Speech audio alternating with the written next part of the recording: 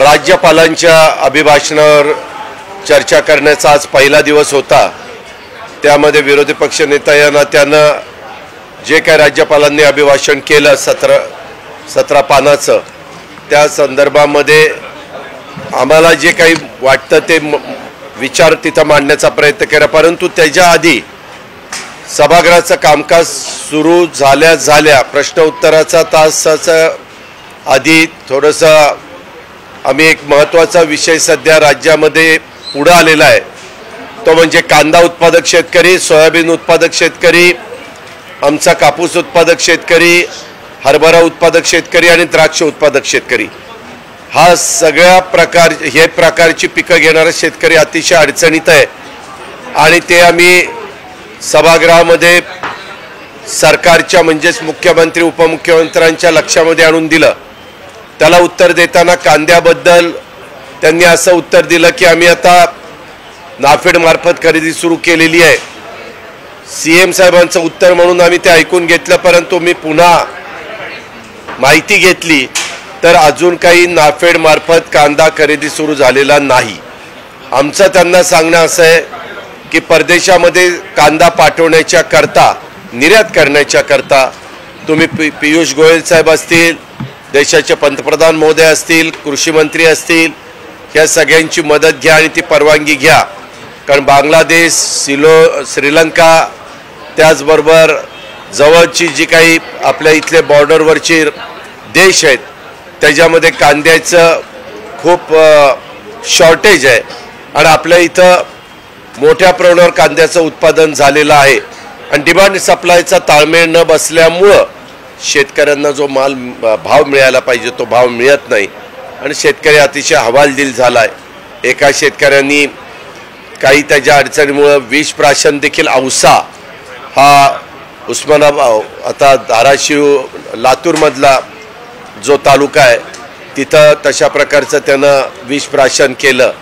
अशा प्रकारच्या घटना सातत्याने घडतात आणि सगळ्या शेतकरी वर्गाचं विधिमंडळाचं अधिवेशन चालू असल्यामुळं आमच्याकडं पण विरोधी पक्षाकडे लक्ष आहे आणि सत्ताधारी पक्षाकडे पण लक्ष आहे किंवा आपल्या प्रश्नाला काय न्याय मिळतो। आता सांगताना आज सांगितलं, आम्ही त्यांना म्हटलं की हस्तक्षेप करा, आम्ही पण सरकारमध्ये असताना असे प्रसंग ज्यावेळेस यायचे त्यावेळेस केंद्राची मदत घ्यायचो, परंतु वेळ पडली तर राज्य सरकार देखील हस्तक्षेप करून त्यामध्ये स्वतःची काही रक्कम टाकायचं आणि शेतकऱ्यांना दिलासा देण्याचा प्रयत्न, शेतकऱ्यांना त्या अडचणीत बाहेर काढण्याचा प्रयत्न आम्ही त्या बाबतीमध्ये करायचो। अशा या सगळ्या बाबी आज सभागृहामध्ये विविध आयुधाचा वापर करून आम्ही विरोधी पक्षाच्या सदस्यांनी लक्षामध्ये आणून दिलेलं आहे। आणि एकंदरीतच जे काही अभिभाषण केलं त्या अभिभाषणामध्ये पूर्वीचं 1 वर्षापूर्वी महामहिम कोश्यारी साहेबांनी केलेलं अभिभाषण ते आमचं सरकार असताना त्यांनी केलेलं होतं आणि आता सन्माननीय महामहिम बैस साहेबांनी केलेलं भाषण हे आत्ताच्या सरकारने त्यांना करायला सांगितलेलं होतं आणि ते त्यांनी सभागृहामध्ये मांडलं। तो अधिकार शेवटी राज्यपाल महोदयांचा असतो। त्याच्यातले काही मुद्दे तर रिपीट झालेले होते ते पण मी लक्षात आणून दिले किंवा पूर्वीचेच मुद्दे तुम्ही रिपीट करताय आणि नवीन काही व्हिजन तुम्ही दाखवण्याचा प्रयत्न करत नाही, नवीन काही हे सरकार काय करणार आहे ते सांगण्याचा प्रयत्न करत नाही। महागाईच्याबद्दल त्याच्यात काही बोललं गेलं नाही, बेरोजगारीच्याबद्दल कोणी त्याच्यामध्ये काही अशा प्रकारचं तरुणींना एक दिलासा मिळेल, एक विश्वास वाटेल अशा प्रकारचं कुठलंही राज्यपालांच्या अभिभाषणामध्ये ठोस अशी भूमिका मांडण्यात आलेली नव्हती। तर हे सगळे मुद्दे वेगवेगळे आम्ही त्यांच्या लक्षात आणून दिले। अजूनही 7:30 वाजेपर्यंत आज राज्यपालांच्या अभिभाषणावरच सन्माननीय सत्ताधारी आणि विरोधी पक्षाच्या सदस्यांना जी मतं मांडायची ते मांडण्याचं काम करतायत। उद्या पण ह्याच्यावर चर्चा होईल आणि त्याच्यानंतर त्याला मुख्यमंत्री किंवा उपमुख्यमंत्री सरकार म्हणून उत्तर देतील। शिवछत्रपतींच्या स्मारकाचा विसर सरकारला पडल्याचं पाहायला मिळते। यासोबतच महाराष्ट्र कर्नाटक सीमावादावर देखील ठोस कुठलाच उपाययोजना नाही झालेली। आज देखील एक शिष्टमंडळ भेटून आलं, परंतु त्यांना काहीच ठोस आश्वासन देण्यात आलं नसल्याचं पाहायला मिळते। दावोसच्या खर्चाचा देखील एक महत्त्वाचा विषय, 2.5 दिवसाचा 40 कोटींचा खर्च झाला समोर आला। आम्ही हे सगळे मुद्दे आज मी सभागृहामध्ये राज्यपालांच्या अभिभाषणाच्यावर माझं मत व्यक्त करत असताना सांगितलंय. कारण डावोसमध्ये ज्या प्रकारे मुख्यमंत्री गेले, अनेक मुख्यमंत्री जातात, जायला काहीच अडचण नाही, तो त्यांचा अधिकार आहे. परंतु गेल्यानंतर 1,37,000 कोटीची काहीतरी गुंतवणूक झाली असं ते म्हणतायत. परंतु पत्रकार मित्रांनो, त्यातली बहुतेक गुंतवणूक आपल्याच देशातल्या, आपल्याच महाराष्ट्रातल्या कंपन्या, त्यांची नावं सांगितलेली आहेत. माझं म्हणणं, मग तिथं डावोसला जायचं काय कारण होतं? त्यांना इथंच बोलवायचं आणि इथंच चर्चा करायची आणि MOU करायचे होते किंवा काय ॲग्रीमेंट करायचे होते ते करायला पाहिजे होते. त्याच्यात नवीन आम्हाला ज्यावेळेस वेगवेगळे महत्त्वाचे प्रकल्प गेले, ते गेल्यानंतर असं सांगण्यात आलं की आम्ही तेवढ्याच ताकदीचे प्रकल्प आपल्या महाराष्ट्रामध्ये आणू. प्रकल्प गेल्याची यादी आम्ही वाचून दाखवली, परंतु नवीन प्रकल्प तेवढ्या ताकदीचे आलेले उत्तर हे सभागृहामध्ये अजूनपर्यंत मिळालं नाही. कदाचित रिप्लायच्या वेळेस मिळेल अशी आमची अपेक्षा आहे.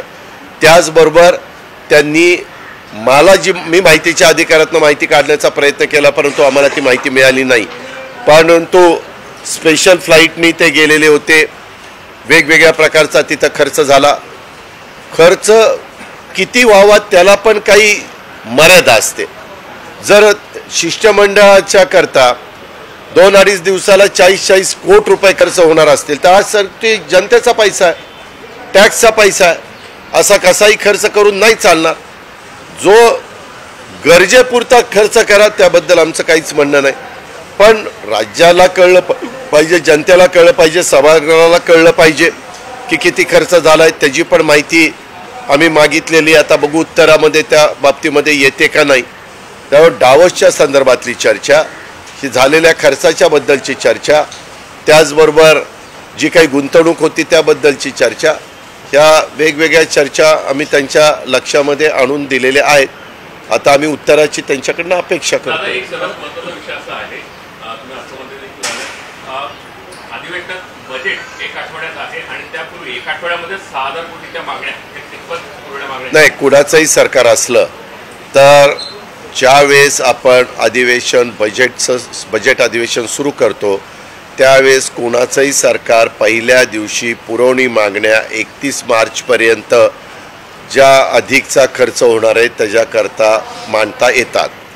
यांनी अर्थसंकल्प मी मांडल्यानंतर यांचं सरकार आलं, त्यांनी पावसाळी अधिवेशन, हिवाळी अधिवेशन आणि आत्ता पुरवणी मागण्या, हा सगळा आकडा बघितला तर पहिला 75,000 कोटी आणि आता 5,900 का 6,000 कोटी अंदाजे धरा, तर एवढा 81,000 कोटी रुपये खर्च केले. वास्तविक आपण अर्थसंकल्प सादर करत असताना नंतर एवढा मोठा खर्च करणं हे आर्थिक शिस्त बिघडवण्याचं काम आहे. मी स्पष्ट सांगतो, जर एखादं नैसर्गिक संकटच आलं, कधी कधी पावसाच्या संदर्भातले तर अवकाळी पाऊस, गारपीट, दुष्काळ किंवा काही भूकंप असे संकट येतात, त्यावेळेस तो खर्च एकदम वाढतो, तो आपण त्या ठिकाणी समजून घेऊ शकतो. परंतु तशी आत्ता तरी काही परिस्थिती नव्हती. आज मुख्यमंत्र्यांनी आम्ही जे काही प्रश्न उपस्थित केलेले होते त्याच्यात सांगितलं, नियमित कर्जफेड करणाऱ्या शेतकऱ्यांना 50,000 रुपये देताना त्याचबरोबर अवकाळी अतिवृष्टी झाली त्या लोकांना अजून पैसे देणं बाकी आहेत ते, आणि सातत्याने पाऊस पडला म्हणून शेतकऱ्यांचं नुकसान झालं त्या संदर्भातले हे सगळे खर्च आम्ही 31 मार्च 2023 पर्यंत देणार आहोत असं त्यांनी स्पष्ट केलं. ह्याच्यातली पत्रकार मित्रांनो काही 1,000 कोटी रुपये ह्या सगळ्या गोष्टीला लागणार आहेत. त्यांनी जाहीर तर करून टाकलं, शेवटी राज्याच्या प्रमुखांनी जाहीर केल्यानंतर आम्ही पण समजून घेतो, कारण त्यांनी सभागृहाला दिलेला तो शब्द असतो. आता बघू त्याचं पालन होतं आहे का नाही, नाहीतर मग पुन्हा येणाऱ्या पावसाळी अधिवेशनामध्ये आम्ही तो प्रश्न उचलणारच आहे. किंवा तुम्ही सांगितलेलं होतं 31 मार्चपर्यंत सगळे हिशोब हे पूर्ण केले जातील, सगळे पैसे शेतकरी वर्गाला दिले जातील, इन्क्लुडिंग 50,000 रुपयाचं अनुदान नियमित कर्जफेड करणाऱ्या शेतकऱ्याचं धरून, असं झालेलं आहे. मुद्दे मांडत होतात त्यावेळी मुख्यमंत्री आणि उपमुख्यमंत्री पण उपस्थित नव्हते, हे कितपत योग्य आहे? नाही, तो त्यांचा अधिकार आहे. खरं तर राज्यपालांच्या अभिभाषणाच्या वेळेस ज्यावेळेस विरोधी पक्ष नेते भाषणाला उठतात त्यावेळेस मुख्यमंत्री किंवा उपमुख्यमंत्री हजर राहतात. वरचंही सभागृह आज लवकर संपलं होतं, त्याच्यावर आज कुठलं कारण नव्हतं की वरच्या सभागृहात कामकाज होतं म्हणून आम्ही उपस्थित राहिलो नाही. परंतु तुम्ही बघा, मी कालच या संदर्भामध्ये एकंदरीत विधिमंडळाचं जे कामकाज चालतं त्या कामकाजाला कशा पद्धतीनं प्रतिसाद मिळत नाही किंवा जेवढा गांभीर्याने त्या गोष्टी घ्यायला पाहिजे, दुर्दैवाने हे सरकार त्या गांभीर्याने घेत नाही. आज म्हणजे काल ते सगळं सांगितल्यानंतर लगेचच विधानसभेचे अध्यक्ष राहुल नार्वेकर साहेबांनी बैठक बोलवली. मला संसदीय कामकाज मंत्री चंद्रकांत पाटलांना 2:30 वाजता बोलवलं. त्यांच्या विधिमंडळाच्या अधिकाऱ्यांना, सचिव भागवत आणि बाकीच्या मान्यवरांना बोलवलं आणि त्यांनी सांगितले की हे सगळे मुद्दे अतिशय योग्य आहेत. मागं 2 वर्षाच्या काळामध्ये कोरोना होता आणि त्यावेळेस कोरोनाच्या काळामध्ये आपल्याला अधिवेशन जास्त काळ घ्यावं लागत नव्हतं म्हणून काही गोष्टीला फाटा देण्याचं काम झालं. आता काही कोरोना राहिला नाही. आता मात्र जो विधान परिषदेचा सभेचा अधिकार आहे, आमदारांचा अधिकार आहे, त्या सभागृहाचा अधिकार आहे, त्या अधिकाराचं पालन आपल्या सगळ्यांच्याकडनं झालंच पाहिजे अशा प्रकारच्या स्पष्ट सूचना दिल्या. त्या सूचना देऊन देखील आज मात्र सभागृहामध्ये ते चित्र आपल्याला पाहायला मिळालं. शेवटी आम्हाला आमचे मुद्दे मांडायचे असतात, आम्हाला आमचे प्रश्न मांडायचे असतात आणि त्याच्यातून सरकारकडनं त्याची उत्तरं मिळवायची असतात. त्याच्यात आम्हाला ते येईपर्यंत सभागृह बंद ठेवता आलं असतं, परंतु हे सभागृह बंद पाडतात. आमचा कोणतरी प्रतिनिधी होता, पत्रकार मित्रांनो तुम्ही आठवा, आम्ही 99 पासून अनेक वर्ष सरकारमध्ये काम करतोय. त्यावेळेस आम्ही मुख्यमंत्री किंवा उपमुख्यमंत्री विरोधी पक्ष नेत्याच्या भाषणाच्या वेळेस किंवा गटनेत्यांच्या पण इव्हन महत्त्वाच्या नेत्यांच्या भाषणाच्या वेळेस उपस्थित राहतात, परंतु त्यांना त्याचं गांभीर्य नाही असं दुर्दैवाने म्हणावं लागेल.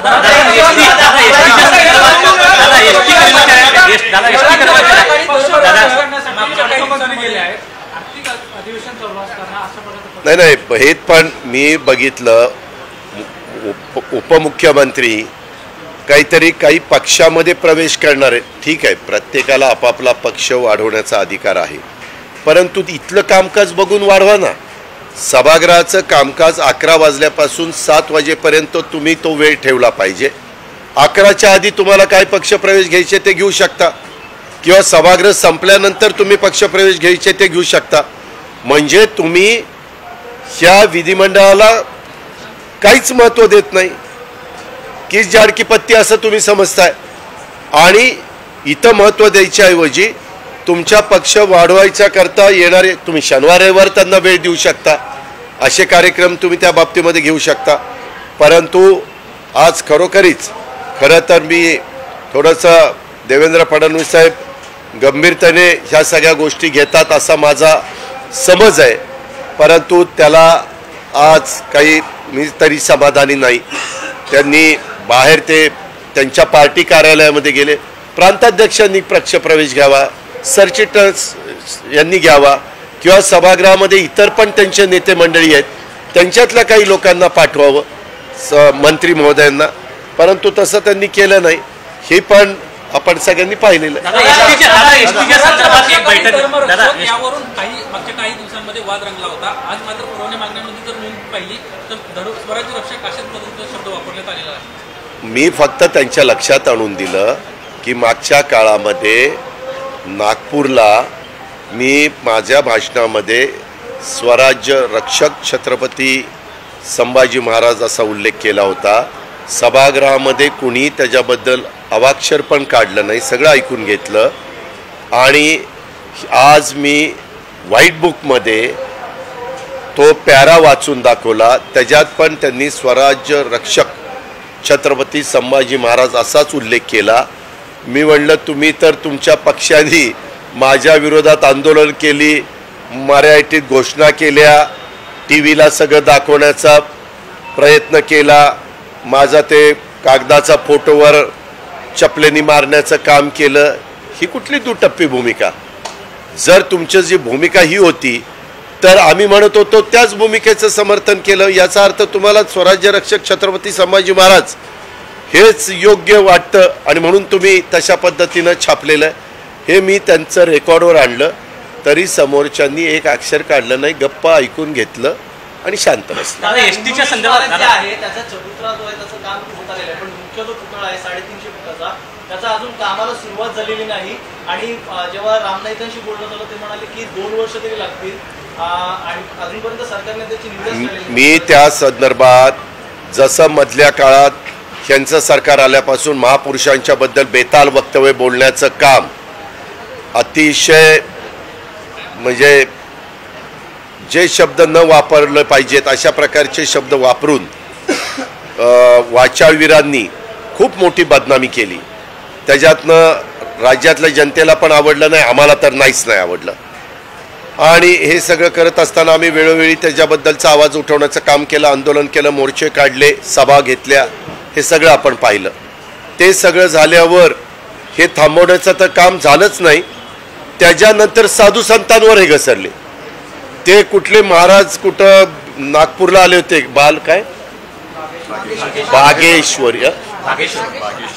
बागेश्वर का बागेश्वरी महाराज, ते पण असंच काहीतरी संत तुकाराम महाराजांच्या बद्दल ते पण अतिशय चुकीचं बोलले.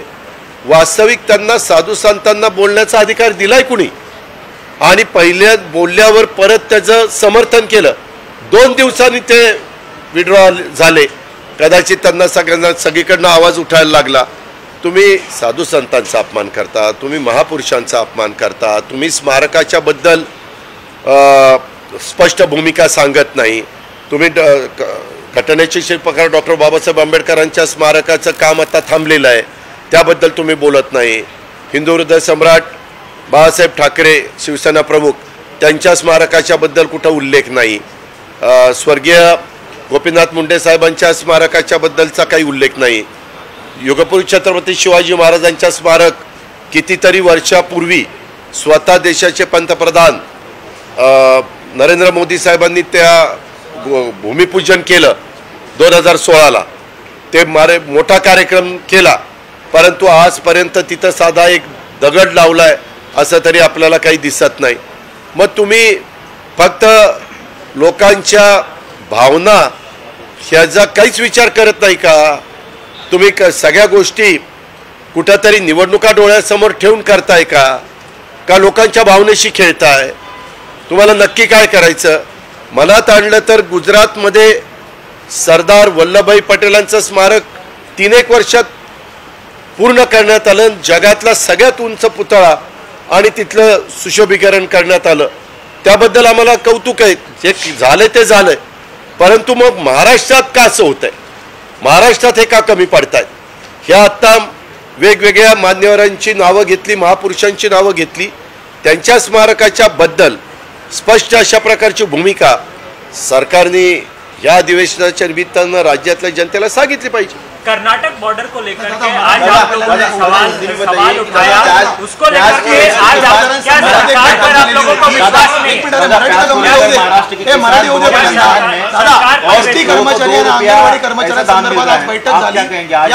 मी त्याच्यामध्ये एक पहिल्यांदा सांगतो, आज खूप मोठ्या प्रमाणावर अंगणवाडी मदतनीस आणि अंगणवाडी सेविका यांनी इतक्या मोठ्या प्रमाणावर मोर्चा आणलेला होता.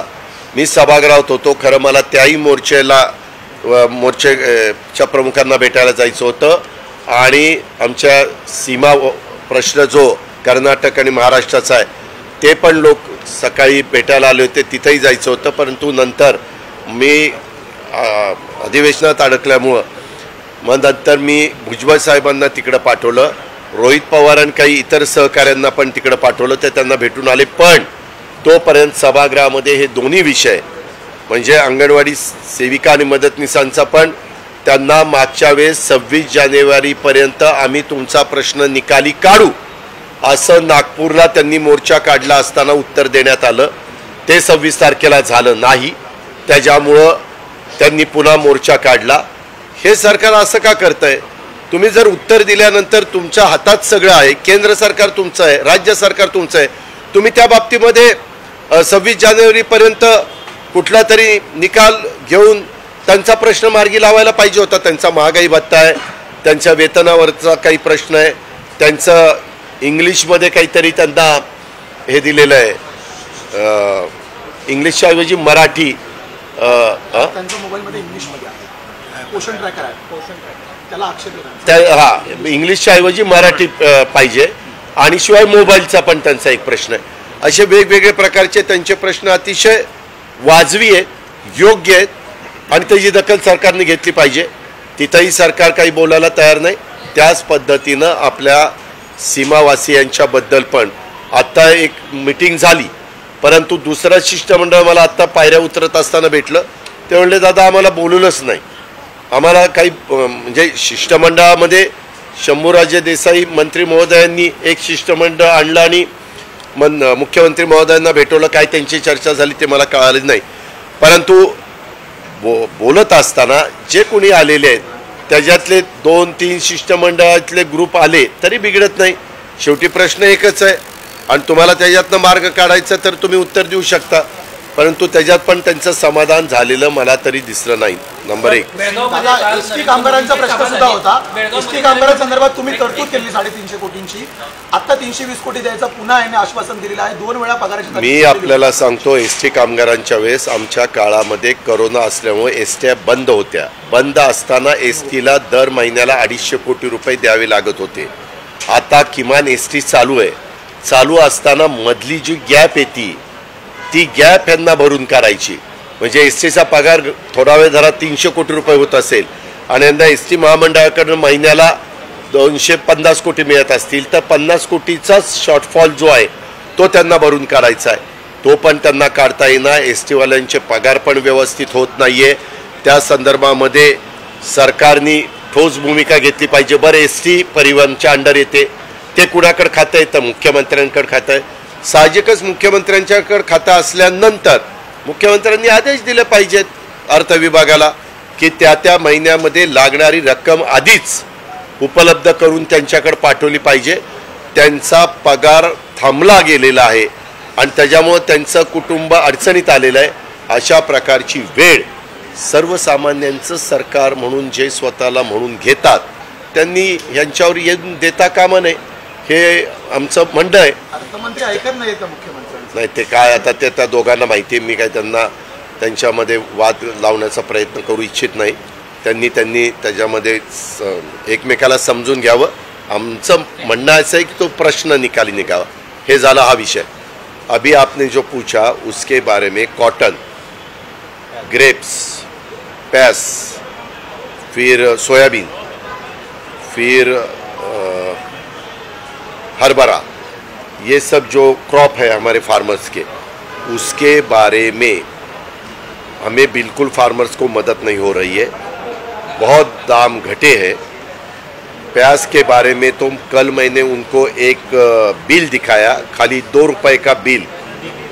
कुछ क्विंटल उन्होंने प्याज लाया था मार्केट में बेचने के लिए, तो भी उसको 2 रुपया मिला. वो फार्मर ने मुझे फ़ोन किया और मुझे पूछा उन्होंने, अजित पवार ये ठीक है क्या? आप भी फार्मर हैं, मैं भी फार्मर हूँ, हम कैसा जिंदा रह सकते हैं, हम हमारा खेती कैसी चला सकते हैं, ऐसा वो किसान ने मुझे पूछा. और उनका फैमिली का भी जो भी महीने के लिए पैसा लगता है वो हम कहाँ से लाएंगे. ऐसी मुसीबत हमारे प्याज उत्पादकों के ऊपर, किसानों के ऊपर भी आई है. वैसा ही ग्रेप्स का हुआ है. ग्रेप्स के दाम भी इतने कम हुए कि पूछो मत. तीसरा हमारे सोयाबीन के बारे में हुआ है.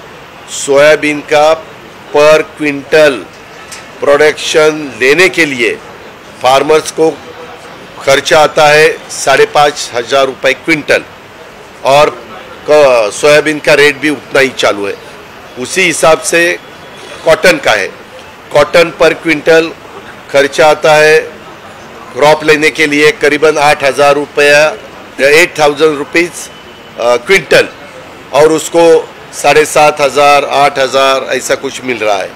तो इसके बारे में सरकार ने हस्तक्षेप करना चाहिए, ध्यान देना चाहिए. हम भी जब गवर्नमेंट चलाते थे तब ऐसी मुसीबत आने के बाद, हम यूपी का गवर्नमेंट सेंट्रल में था, पवार साहब एग्रीकल्चर मिनिस्टर थे, बाकी सम्माननीय कैबिनेट मंत्री थे, उनको हम कांटेक्ट करते थे, तुरंत वो हमारे सुनते थे और एक्सपोर्ट शुरू करते थे। दाम बढ़ाने के लिए डिमांड सप्लाई का जो प्रॉब्लम आता था वो दूर करने की पूरी कोशिश सेंट्रल गवर्नमेंट वहाँ करती थी और दाम बढ़ जाते थे।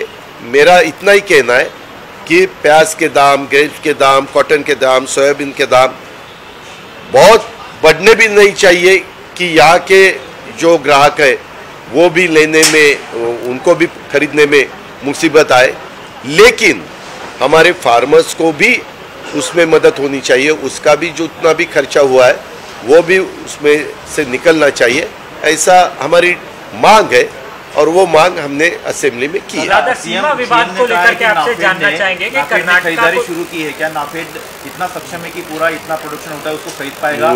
जो दाम दे रहा है क्या वो किसानों को? मुझे बिल्कुल उसके ऊपर विश्वास नहीं है, क्योंकि नाफेड ने अभी तक खरीदी शुरू नहीं की है। मैंने उनको ये बताया कि नाफेड ने भी खरीदी शुरू करनी चाहिए, फेडरेशन को भी उसमें हस्तक्षेप करना चाहिए और एक्सपोर्ट भी तुरंत शुरू करना चाहिए, क्योंकि श्रीलंका को और अपने बांग्लादेश को तो प्याज चाहिए ही चाहिए। उनके पास प्रोडक्शन एकदम कम है, तो उनको भी मदद हो जाएगी, अपने किसानों को भी ठीक तरह से उसका दाम मिल सकता है। ऐसा रास्ता उन्होंने निकालना चाहिए। सीमा विवाद को लेकर के क्या कुछ नहीं होगा। सीमा विवाद को लेकर के क्या विपक्ष को सरकार की नीयत पर शक है? मैं ये तब पूछ रहा हूँ जब प्रधानमंत्री बेलगाम गए थे कल और उन्होंने कन्नड़ भाषा में जो है वो बयान दिया था, तो क्या बीजेपी प्रो कन्नड़ी हो गई? प्राइम मिनिस्टर ने देश में कहीं भी स्टेट में जाने के बाद कौन सी लैंग्वेज यूज करनी चाहिए वो उनका अधिकार है, क्योंकि वो देश के प्राइम मिनिस्टर हैं। उसके बारे में मैं टीका टिप्पणी नहीं करने वाला, नंबर 1। नंबर 2, बीच में यहाँ के चीफ मिनिस्टर, यहाँ के डिप्टी चीफ मिनिस्टर, कर्नाटक के चीफ मिनिस्टर और कर्नाटक के और एक कैबिनेट मिनिस्टर, इन सबको होम मिनिस्टर अमित शाह जी ने बुलाया था। उनकी एक मीटिंग हुई, क्योंकि अलग अलग स्टेटमेंट कर्नाटक के गवर्नमेंट की तरफ से आते थे, उनके मिनिस्टर की तरफ से आते थे और वहाँ का माहौल एकदम ख़राब हो रहा था। महाराष्ट्र के लोग भी जो है वो नाराज़ हो रहे थे और सीमा प्रश्न है उसके बारे में भी जिनका वहाँ के लोगों का जो कहना है वो भी नाराज़ होते थे कि कोई हमारे ऊपर ध्यान नहीं दे रहा है। इसीलिए वो मीटिंग हुई। तब अमित शाह जी ने बताया उन दोनों को कि ऐसा कोई भी सवाल मत उठाओ जिनके कारण वहाँ के कर्नाटक के लोगों को भी ठीक नहीं लगेगा और महाराष्ट्र के लोगों को भी अच्छा नहीं लगेगा। ये सुप्रीम कोर्ट में मैटर चालू है, आप जो भी लॉयर देना चाहिए वो दे दो। तब वो उन्होंने रोहतगी साहब को दिया है एज अ लॉयर।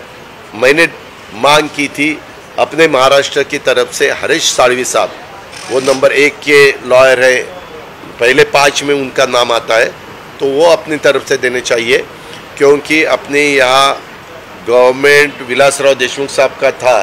तब विलासराव देशमुख जी ने हरीश साळवी साहब के साथ बात करके उनको इस मैटर में जिम्मेवारी दी थी और उनको बताया था कि आप महाराष्ट्र की बाजू जो सुप्रीम कोर्ट के सामने रखनी है वो आप रखने का काम कर दो, ऐसा कहा था। तो वही लॉयर अगर दिया तो महाराष्ट्र का फायदा हो जाएगा। दादा, मराठीमध्ये जाणून घ्यायचं होतं मुख्यमंत्र्यांच्या भूमिकेवरती, जे गरज पडली सीमा भागाच्या प्रश्नावरती तर पंतप्रधान साकडे घाल असे त्यांनी मगाशी हाऊसमध्ये सांगितलं। मात्र तेच पंतप्रधान काल मराठी भाषा दिनी कन्नड भाषेमध्ये सीमा भागामध्ये भाषण करताना पाहायला मिळाले।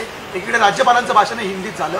अशा प्रकारे भाजपचे जे नेते आहेत ते जर मराठीला डिवचत असतील तर तुम्हाला वाटतं न्याय मिळेल? मी त्या संदर्भामध्ये आज सभागृहात राज्यपालांच्या अभिभाषणावर बोलत असताना सांगितलं की हे राज्यपाल रायपूरचेच आहे, तर रायपूर आपल्याच महाराष्ट्राला लागून असणारा भाग आहे। रायपूरमध्ये महाराष्ट्रीयन लोक पण बऱ्यापैकी राहतात, असं आम्ही महामहिम राज्यपाल महोदयांना भेटायला गेलो होतो, त्यावेळेस चर्चा झाली।